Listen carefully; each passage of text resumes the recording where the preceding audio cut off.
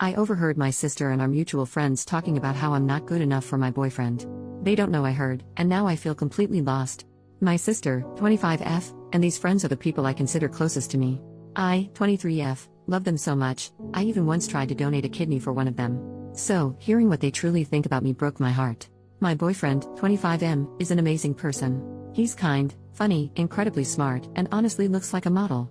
He's also asexual, which has never been an issue between us. We've worked through it together, and he's open about it with everyone, which I fully support. Last week, he and I were supposed to hang out, but he got called into work after just half an hour. It didn't bother me much since I had a killer headache and ended up going home anyway. My sister and I live together to save money, and we're stuck in a lease for another year, so I feel completely trapped. After I got home that night, I closed my bedroom door, turned out the lights, and took a nap. At some point, I woke up to hear my sister and a few friends in our apartment. They were getting ready to go out clubbing, drinking a bit while waiting for everyone else to arrive. I didn't get up because, honestly, I didn't feel like putting pants on. Then, they started talking about me, and unfortunately curiosity got the better of me. They were saying how they couldn't believe I was dating my boyfriend, how he was too good for me, and how I was too ugly to be with someone like him.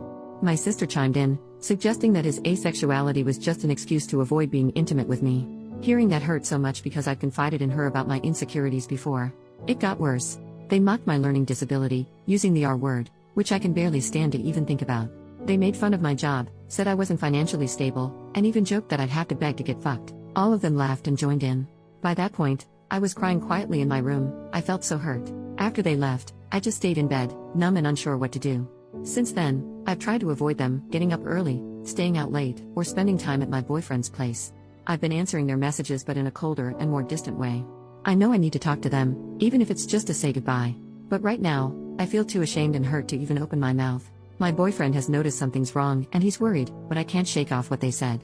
Even though I know my boyfriend really is asexual and cares for me, their words have made me feel like I'm not worthy of being with him.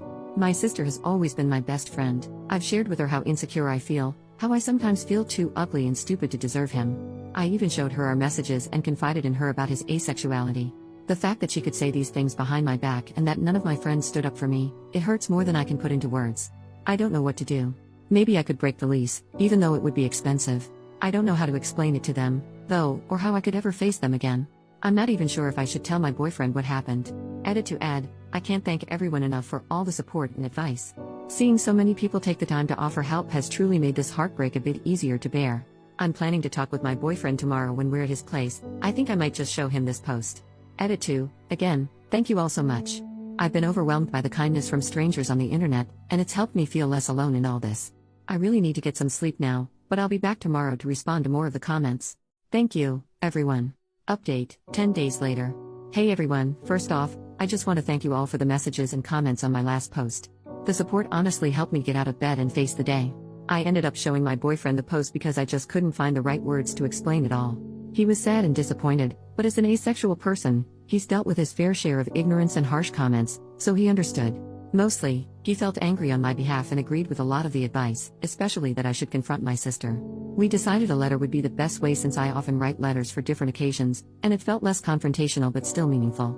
Writing it was one of the hardest things I've ever done. I kept it simple and direct, telling her I'd overheard what she and our friends said about me. I told her I was willing to work on our relationship, but I needed some distance to process everything. I also talked to our landlord, who's actually a lovely woman, and she had no issue with breaking the lease. I offered to help find a replacement, but she already had someone lined up, so it worked out. My plan was to pack and leave the letter on my sister's bed, but she came home early and caught me in the middle of it. I decided to just go for it and told her outright that I'd overheard everything they said about me, that I wasn't good enough, the names they called me. At first, she tried to deny it, but I wasn't having any of that.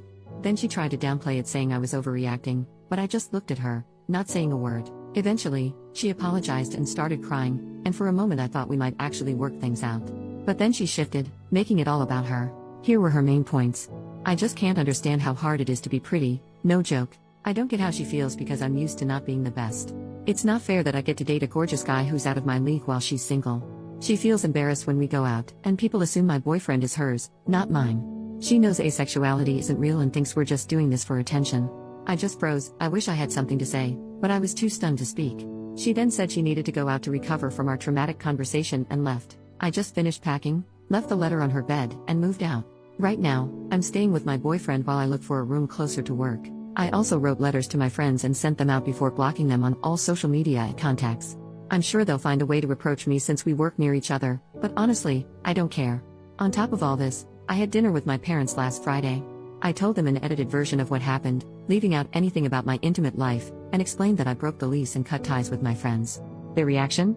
They said I shouldn't be angry because it's true, and that when they first met my boyfriend, they thought I was playing a prank. My dad even said I was being selfish for breaking the lease and betraying my sister's trust because you don't do that to family.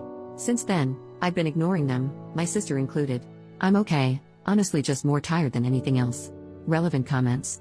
Commenter number 1, this is a little bit off topic, but I'm curious as to how your relationship dynamic works with your boyfriend.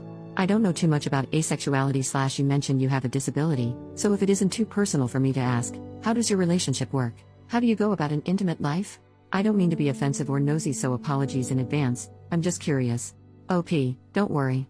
Asexuality is a scale, like the hetero and gay scale. At one side you have the asexual and on the other the allosexual.